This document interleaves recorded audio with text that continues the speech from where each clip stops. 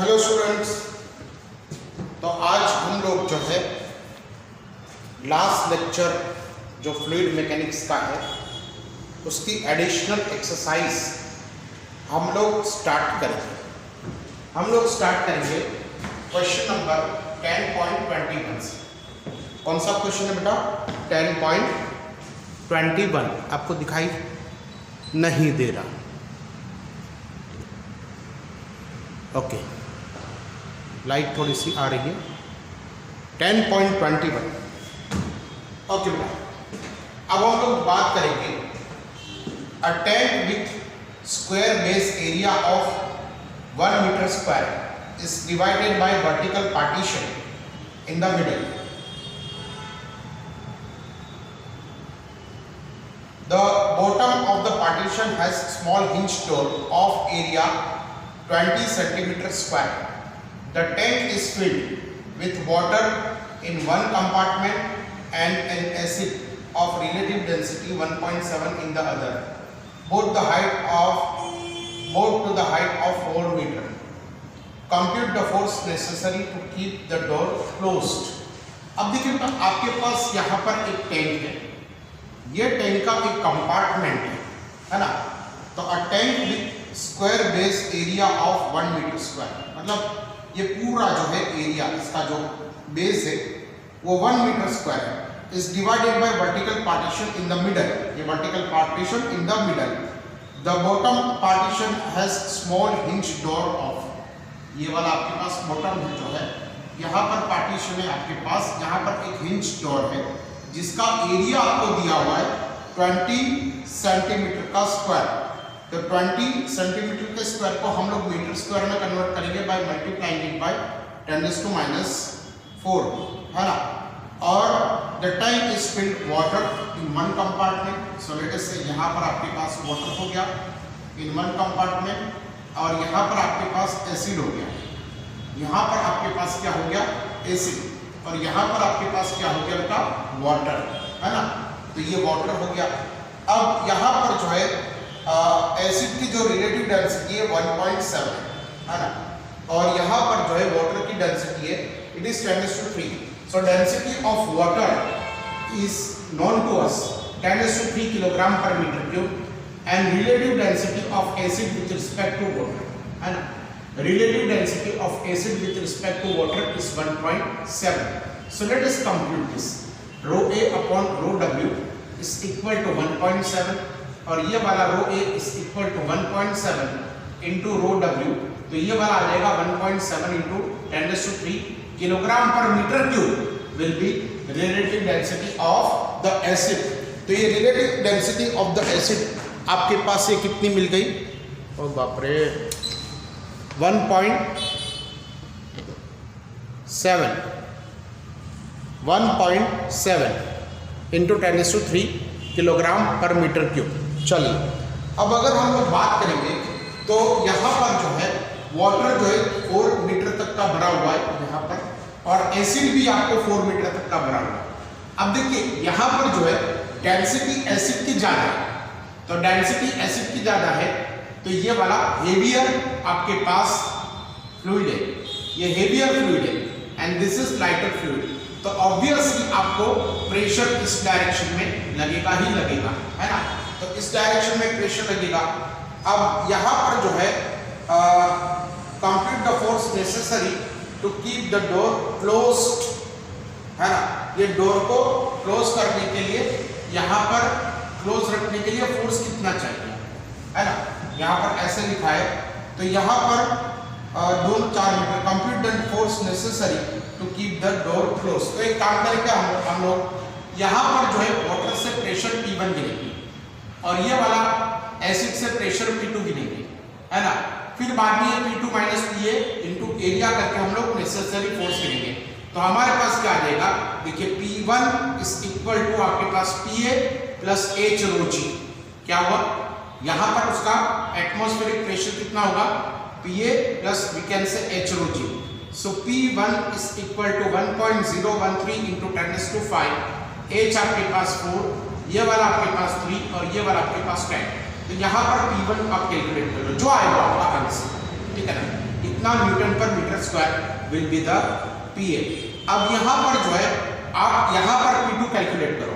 So now we can say P2 is equal to ये वाला row of water आ गया, हम 10⁻³ है ना। अब यहाँ पर आपके पास आ जाएगा PA plus H rho G, है ना। तो ये वाला आपके पास एसिड आ जाएगा। सो यहाँ पर PA will be equal to we can say 1.01 into 10⁻³ ये वाला 4 और यहाँ पर 1.7 into 10⁻³ into we can say G का वैल्यू आपके पास 10 है। तो ये वाला आपके पास P2 आ जाएगा। ओके, तो ये P2 आपको इतना मिल रहा है, P1 आपको इतना मिल रहा है। फिर ये दोनों का सब्ट्रैक्शन ले लो, इसका सब्ट्रैक्शन ले लेना है आपको P2 माइनस P1 का, तो आपको डेल्टा P मिल जाएगा। मतलब यहाँ पर जो है प्रेशर डिफरेंस कितना होगा वो मिल जाएगा। So put the value P2 minus P1, ये आप ध्रुव निकालो। And necessary force is equal to delta P into A कहाँ है, ये रहा, है ना। तो necessary force required to keep the door closed can be calculated by shit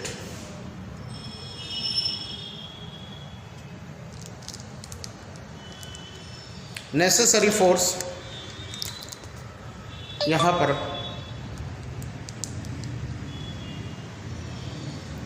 आपको मिल जाएगा F is equal to delta P into we can say A, ये वाला आपको नेसेसरी फोर्स मिल जाएगा।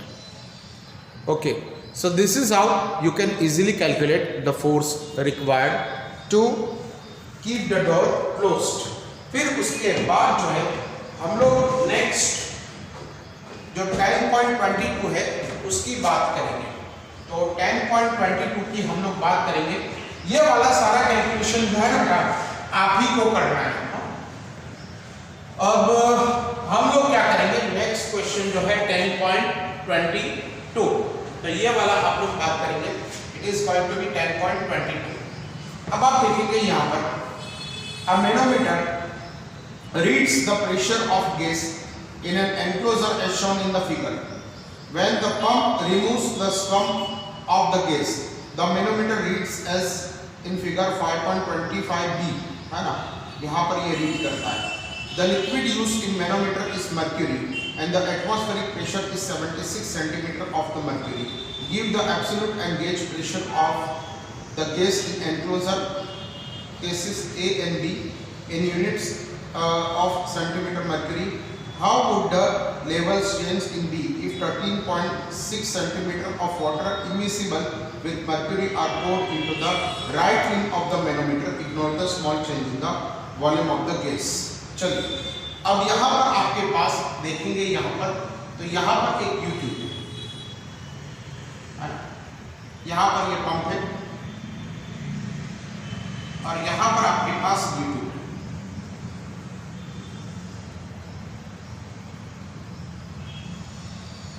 चलिए, ये वाली U-ट्यूब होगी। अब यहाँ पर जो है वापस हम लोग इसको ड्रॉ करते, फिगर बी को हम लोग ड्रॉ करते हैं। तो फिगर बी को अगर हम लोग ड्रॉ करेंगे,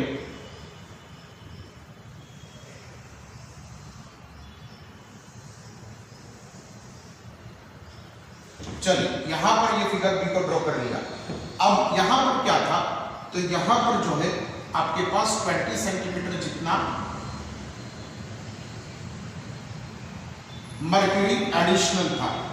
अब क्या हो जाता है, अगर हम लोग यहाँ से थोड़ा सा प्रेशर को रिलीज करते हैं तो यहाँ पर जो है ये आपके पास दोनों के बीच का डिफरेंस आ जाता है। मतलब यहाँ से यहाँ तक आपके पास आ जाता है 18 सेंटीमीटर। मतलब ये 18 सेंटीमीटर जितना डाउन चला जाएगा। ये वाला आपके पास कितना आ जाएगा, ये वाला आपके पास कितना आ जाएगा, ठीक है ना। तो ये वाला आपके पास कितना आ जाएगा। सो अ मैनोमीटर रीड्स, अच्छा अभी देखिए यहाँ पर तो प्रेशर आपके पास P होगा एटमॉस्फेरिक, लेकिन एग्जैक्टली इस पॉइंट पे, मतलब सपोज यहाँ पर प्रेशर P1 है, ये प्रेशर P1 कितना होगा, एग्जैक्टली इतना ही होगा। यहाँ पर P1 आपके पास इतना ही होगा। So first of all calculate P1। तो P1 आप कैसे कैलकुलेट करोगे, it is PA plus H rho G, ठीक है ना। तो ये वाला आपके पास P है। अब आपको क्या करना है, आपको ऐसा लिखना है 76 centimetre height of mercury plus ये 20 सेंटीमीटर हाइट ऑफ मर्क्यूरी मतलब P1 is equal to 96 centimetre height of mercury. मतलब यहाँ पर जो प्रेशर है ना, it is going to be 96 centimetre of the mercury. Give the absolute and the gauge pressure of the gas in enclosure in cases A and B। तो चलिए ये वाला तो हमारे पास एब्सोल्यूट प्रेशर हो गया। अब गेज प्रेशर यहाँ पर भी देना है, तो P1 minus PA is nothing but your gauge pressure. P1 minus PA, तो 96 माइनस 76, ये वाला गेज प्रेशर जो है 20 सेंटीमीटर आपके पास यहाँ पर गेज प्रेशर हो गया। तो ये PO minus PA is equal to 20 centimetre हो गया। अब देखिए कि हम लोग यहाँ पर, तो देखिए यहाँ पर जो है आपके पास ये वाला यहाँ पर एटमॉस्फेरिक प्रेशर होगा, यहाँ पर होगा एटमॉस्फेरिक प्रेशर, तो एग्जैक्टली यहाँ पर भी एटमॉस्फेरिक प्रेशर होगा, है ना। तो यहाँ पर एटमॉस्फेरिक प्रेशर है, यहाँ पर एटमॉस्फेरिक है, तो यहाँ पर भी एटमॉस्फेरिक होगा। मतलब सपोज यहाँ पर प्रेशर आपके पास P2 है, यहाँ पर आपके पास प्रेशर P2 है, तो ये वाला कितना हो जाएगा, PA is equal to P2 plus H rho G, ठीक है। तो यहाँ पर PA जो है ना, इसको हम लोग 76 सेंटीमीटर हाइट ऑफ मर्क्यूरी लेंगे, P2 हमको नहीं पता, और यहाँ पर जो है ये वाला आपके पास 18 centimetre, so let me right 18 centimetre of Hg। तो P2 कितना होगा, तो P2 will be equal to ये दोनों का सबट्रैक्शन 76 माइनस 18। तो अगर ये दोनों का सबट्रैक्शन हम लोग कर रहे हैं तो हमारे पास कितना आ जाएगा 66, 76, 6, 8 हो जाएगा, और यहाँ पर आपके पास 16 माइनस 8 इज इक्वल टू 8, और 6 minus 1 is equal to 58 centimetre is equal to we can say P2। तो यहाँ पर आपके पास दोनों का एब्सोल्यूट प्रेशर आ गया, है ना। और अगर हम लोग बात करेंगे यहाँ पर गेज प्रेशर की भी, तो let me right gauge pressure here. यहाँ पर जो गेज प्रेशर होगा, यहाँ पर जो गेज प्रेशर होगा, so let me right P2 minus PA। तो गेज प्रेशर आपके पास P2 कितना है 58 सेंटीमीटर, और एब्सोल्यूट प्रेशर मतलब एटमॉस्फेरिक प्रेशर कितना है 76 सेंटीमीटर ऑफ द Hg। तो ये दोनों का अगर हम सब्ट्रैक्शन करेंगे तो that comes out to be minus 18 centimetre of Hg। ये वाला आपको क्या मिल जाएगा, ये वाला आपको मिलेगा gauge pressure P2 minus PA will be giving you the gauge pressure। so answer 1 is completed। फिर उसके बाद जो है क्वेश्चन नंबर बी के अंदर, ये इसको आप या तो स्क्रीनशॉट ले लें, या तो फिर जो है आप एक काम करिए कि इसको लिख लीजिए, है ना। फिर उसके बाद जो है हम लोग ये वीडियो को पोस्ट कर लीजिएगा। सेकंड क्वेश्चन पे जाते हैं, मेरे पास जो है ज़्यादा वो नहीं है, मतलब स्पेस नहीं है लिखने के लिए, इसलिए मैं इसको मिटा रहा हूँ। अब यहाँ पर बी नंबर पे जाते हैं। How the levels in case of B if 13.6 centimeter of water are poured into dry clean of the manometer। तो यहाँ पर हम लोग जो है फॉर एग्जाम्पल यहाँ पर 13.6 सेंटीमीटर का वाटर को ऐड करते हैं, तो यहाँ पर जो है how the levels change in case B are poured into the limb of the manometer, ठीक है ना। तो अगर यहाँ पर 13.6 का अगर आप यहाँ पर वाटर को ऐड करते हैं तो यहाँ पर जो प्रेशर आ जाएगा, देखिए यहाँ पर जो प्रेशर आ जाएगा, मतलब ये 18 सेंटीमीटर, ये वाला आपके पास 18 सेंटीमीटर ऑफ मर्क्यूरी है, और let me right here like this, ये वाला आपके पास 13 सेंटीमीटर आपके पास PA है। तो अगर यहाँ पर 13 सेंटीमीटर आप इसको वाटर को ऐड करोगे तो suppose additional pressure P is generated, है ना। तो P कितना होगा, तो यहाँ पर जो है देखिए यहाँ पर P जो होगा that additional will be equal to H rho G, है ना। अब यहाँ पर अगर आप देखोगे तो 13.6 into rho 13 10⁻³ into we can say 10, तो ये वाला हो जाएगा 13.6 इंटू 10⁻⁴ पास्कल, 13.6 इंटू 10⁻⁻² आ जाएगा। Let me right like this, ये 13.6 सेंटीमीटर है इंटू 10⁻², और रो जो है ये आपके पास 10⁻³ है, ये आपके पास है 10⁻³ और ये वाला आपके पास से 10^10 है। तो ये वाला कितना हो जाएगा 13.6 इंटू 10^2, मतलब ये वाला 1360 pascal of the pressure at this limit will increase. अच्छा, ये लिमिट इंक्रीज होगा तो स्लाइडली ये लिमिट जो है आपके पास थोड़ा सा इंक्रीज होगा। That we will have to calculate. कैसे कैलकुलेट करोगे? तो देखिए यहाँ पर जो प्रेशर P2 था ये, और यहाँ पर प्रेशर P1 था, तो आपके पास जो है 13.6 सेंटीमीटर इज इक्वल टू इतने पास्कल। तो बहुत सिंपल, आपको क्या कैलकुलेट करना है यहाँ पर? देखिए आपको ऐसे कैलकुलेट करना है 76 centimetre height, okay no problem, 1.01 into 10^5 pascal. अगर आपके पास प्रेशर हुआ तो उसमें जो है 76 सेंटीमीटर हाइट जो है मर्क्यूरी की बढ़ जाएगी, लेकिन हमारा तो 1360 पास्कल ही, तो 1360 पास्कल में कितने सेंटीमीटर हाइट बढ़ेगी? तो ये दोनों का मल्टीप्लिकेशन डिवाइडेड बाय दिस करके ये हाइट जो है यहाँ पर इसकी इतनी हाइट जो है बढ़ेगी, इसकी हाइट यहाँ पर सपोज इतनी बढ़ती है तो that h can be calculated like this. तो कैसे करोगे आप? 76 इंटू 1360 डिवाइडेड बाय 101,000, ये वाला आपको कैलकुलेट करना है। इतनी सेंटीमीटर हाइट जो है यहाँ पर उसकी बढ़ जाएगी, है ना? तो ये वाला आपका पास इसका आंसर आ गया। ठीक है, अब हम लोग बात करेंगे 10.23 की। कौन सी बात करेंगे बेटा? 10.23। तो 10.23 के अंदर अगर हम लोग बात देखेंगे आगे तो आपके पास 10.23 में 2 वेसल्स है सेम बेस एरिया, है ना? तो दोनों वेसल का जो है बेस एरिया आपके पास सेम है, दोनों वेसल का जो है बेस एरिया आपके पास same, but different shapes. The first vessel takes twice the volume of water in the second vessel. तो चलिए पहला वाला वेसल जो है ये ऐसा होगा, फॉर एग्जांपल कुछ भी हो सकता है, और यहाँ पर ये वाला वेसल जो है मुझे पहला वाला ऐसा बनाना है, बेस एरिया ही हमको तो सेम रखना है। तो let me right like this, ये पहला वाला vessel and the second vessel is like this. Second vessel ऐसा है। तो 2 vessels have the same base area but different shape. तो इसका जो एरिया है ना A1, वही इसका भी एरिया है आपके पास A2, मतलब A1 इज इक्वल टू आपके पास A2। The first vessel take twice the water. यहाँ पर जो वाटर आ रहा है ना वो उसका मास डबल है या वॉल्यूम डबल है, आप जो भी मास भी डबल होगा। देन द सेकंड वेसल, तो यहाँ पर जो वॉल्यूम आता है ना उसका ये वॉल्यूम डबल है, ये वाला वॉल्यूम जो है उससे आधा है। तो फिर अ पर्टिकुलर कॉमन हाइट, दोनों के अंदर हाइट हम लोग कॉमन ही रखते हैं। चलिए यहाँ पर भी और यहाँ पर भी ये दोनों हाइट जो है कॉमन रखते हैं, ठीक है?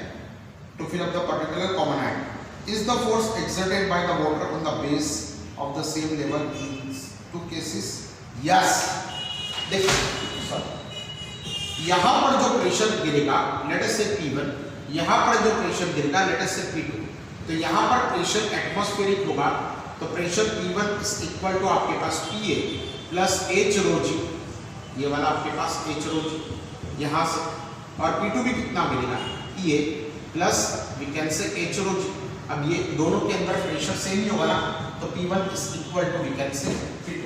ये वाला जो है आपके पास, देखिए यहाँ पर डबल वॉल्यूम बढ़ जाता है, यहाँ पर आधा वॉल्यूम बढ़ता है, उससे प्रेशर पे कोई फर्क नहीं पड़ता। हाँ, फोर्स पे होगा, ये वाला जितना फोर्स लगाएगा ना उससे आधा ये लगाएगा, बट प्रेशर कैसे हम लोग डिफाइन करते हैं? इट इज फोर्स पर एरिया। तो एरिया यहाँ पर जो है एरिया और यहाँ पर जो एरिया, तो यहाँ पर जो है ये वाला एरिया जो सेम है, तो फोर्स पर यूनिट एरिया, दोनों का हम लोग फोर्स पर यूनिट एरिया अगर हम लोग लेंगे तो इसका भी एरिया यूनिट है, इसका भी एरिया यूनिट है, तो हम लोग जो है क्या करेंगे, ये दोनों का एरिया जो है यूनिट है, तो हम लोग जो है दोनों के साथ में हम लोग प्रेशर को सेम ही दोनों का हो जाएगा, ठीक है ना। फिर उसके बाद जो है हम लोग बात करेंगे, मतलब प्रेशर जो है दोनों के सेम है। अब हम लोग बात करेंगे 10.24 की, है ना। तो यहाँ पर 10.24 मतलब यहाँ पर दोनों में प्रेशर जो है आपको सेम ही होगा। फिर अगर हम लोग बात करेंगे 10.24 की, तो अगर 10.24 की अगर हम लोग बात करेंगे तो during the blood transfusion the needle inserted in a vein where the gauge pressure is 200 pascal. मतलब यहाँ पर जो है आपका जो है यहाँ पर सपोज ये वाला आपका हाथ जैसा थोड़ी होता है, कितनी उंगली होगी, 5-4 उंगली, 1 2 3 4 हो गया। चलिए ये वाला आपके पास जो है ड्यूरिंग ब्लड ट्रांसफ्यूजन का needle inserted in a when, suppose यहाँ पर वेन है ना, ये वाली आपके पास वेन है और यहाँ पर आप नीडल को इंसर्ट करते हो, मतलब you are inserting needle at this particular point, the gauge pressure is 200 pascal. मतलब यहाँ पर जो प्रेशर होता है दैट प्रेशर गेज प्रेशर मतलब P minus P is equal to 2000 pascal. चलिए है ना, at what height the blood container must be placed so that the blood may just enter the vein. तो इससे कितनी हाइट पे हमको वो बोतल लगाना चाहिए, यहाँ पर सपोज ये बोतल है आपके पास, तो ये बोतल कितनी हाइट पे लगाना चाहिए ताकि ये पूरा के पूरा जो है यहाँ से ये ब्लड है, ये ब्लड बोतल है, तो यहाँ से ब्लड जो है हो जाए। तो बहुत सिंपल है, यहाँ पर प्रेशर कितना क्रिएट होता है होना चाहिए एग्जैक्टली इतना ही या उससे थोड़ा सा ज़्यादा। तो हम लोग क्या करेंगे, P minus PA must be equal to we can say H rho G। तो ये वाला आपके पास 2000 हो जाएगा, H हमको पता नहीं, डेंसिटी ऑफ ब्लड। अरे यार दे देना चाहिए ना इनको क्वेश्चन के अंदर। अब कह रहे थे टेबल 10.1 से लिखो, तो टेबल 10.2 आ गया हमारे पास। ये तो टेबल 10.1 के अंदर जो डेंसिटी है आ गया,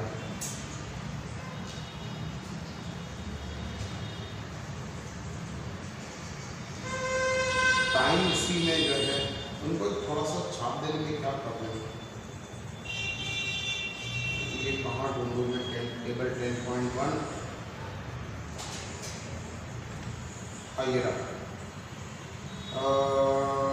होल ब्लड, तो 1.06 इंटू 10⁻3, तो 1.06 इंटू 10⁻3 और G का वैल्यू आप 10 लिखो, तो यहाँ पर H आपको मिल जाएगा, है ना। तो ये H जो आपको मिलेगा that must be in metre, तो इसको आप 100 से मल्टीप्लाई करके आप इसको सेंटीमीटर में कन्वर्ट कर सकते हो। तो ये वाला आपके पास वेसल का वो आ जाएगा, फिर उसके मतलब कितनी हाइट पे है वो आ जाएगा। ओके, फिर हम लोग बात करेंगे 10.25। तो चलिए हम लोग 10.25 के अंदर हम लोग बात करेंगे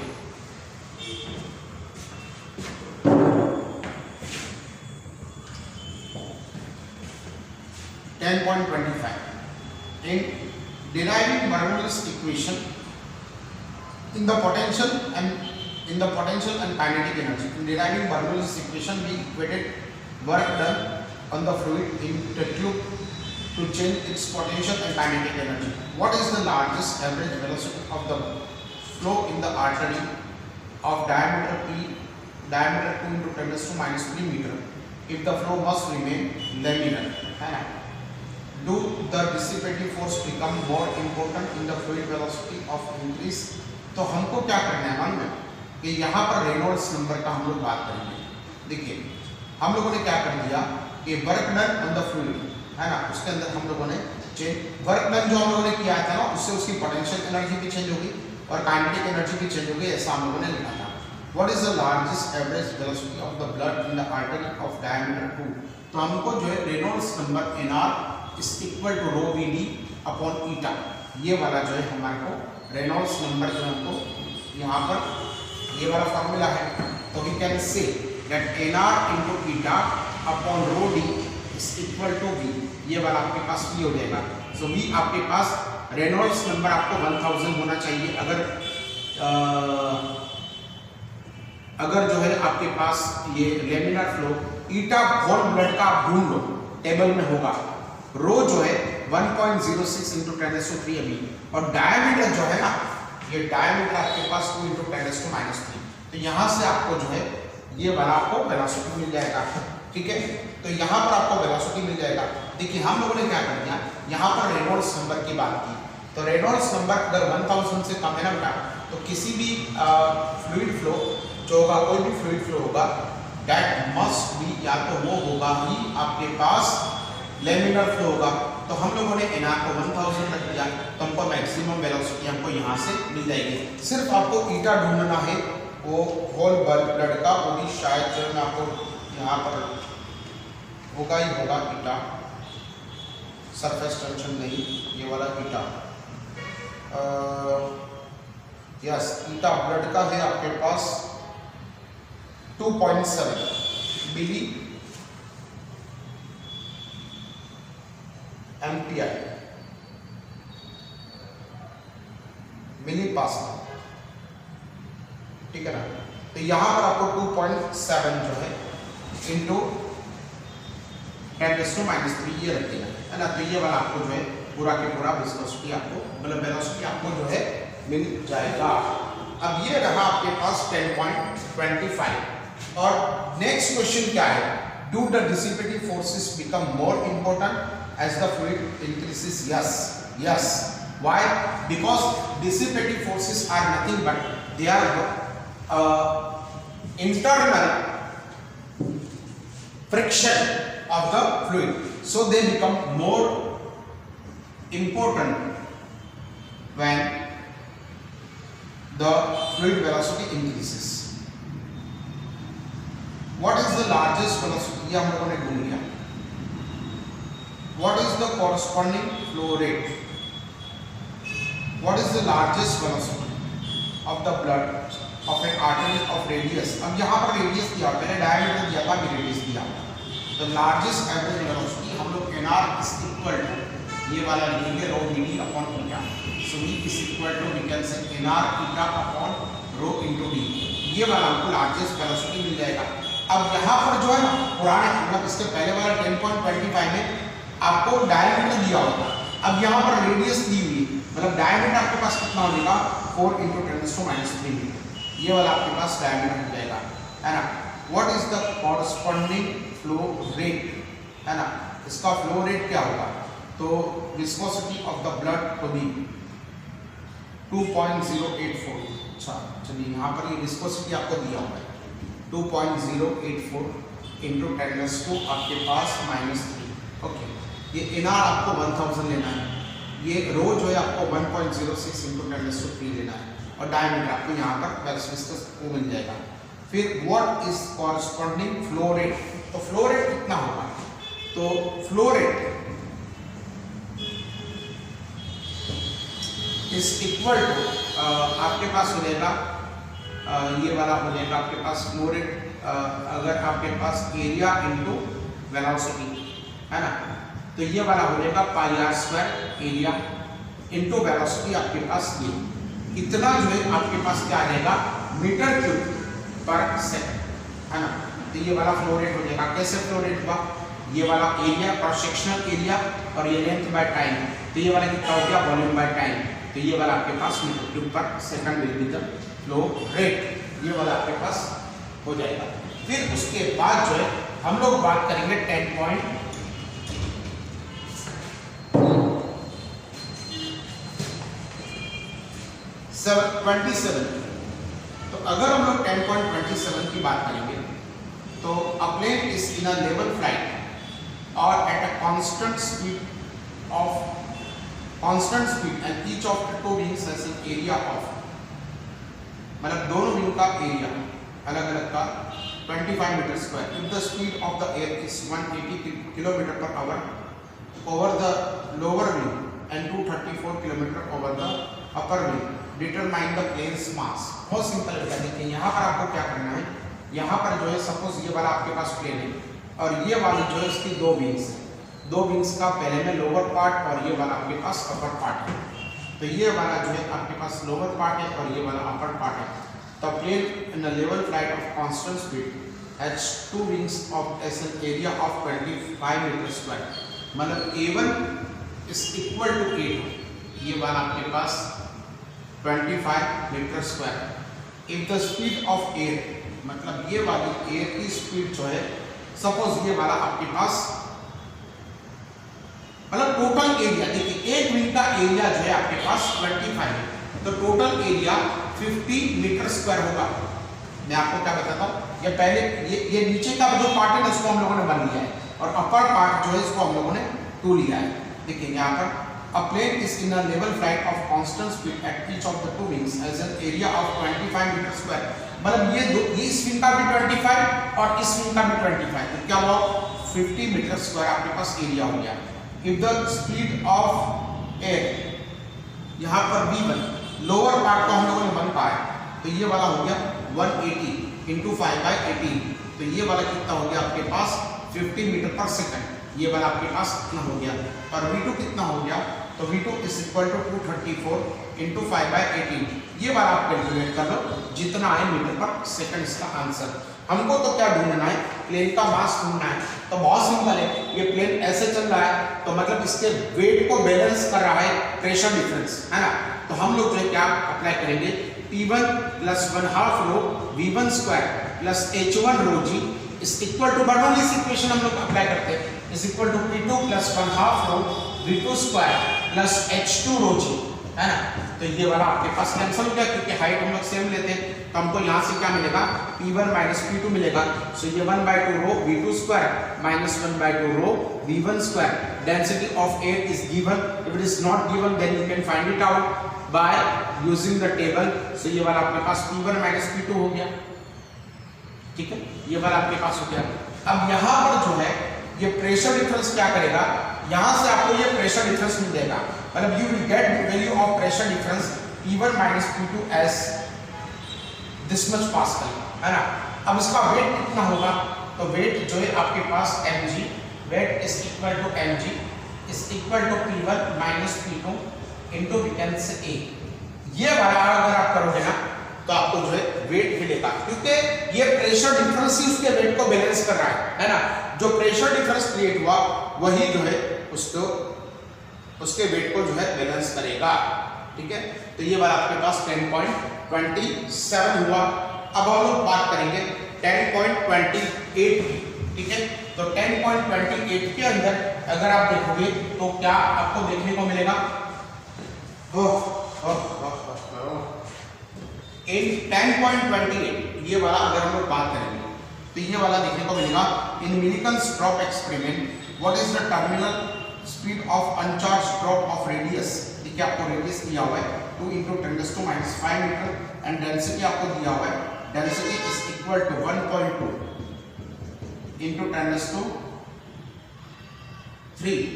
kilogram per metre, density of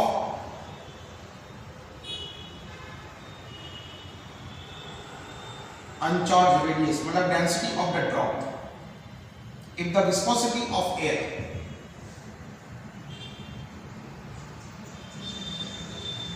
is 1.8 into 10⁻⁵ Pascal second, how much is the viscous force on the drop of that speed?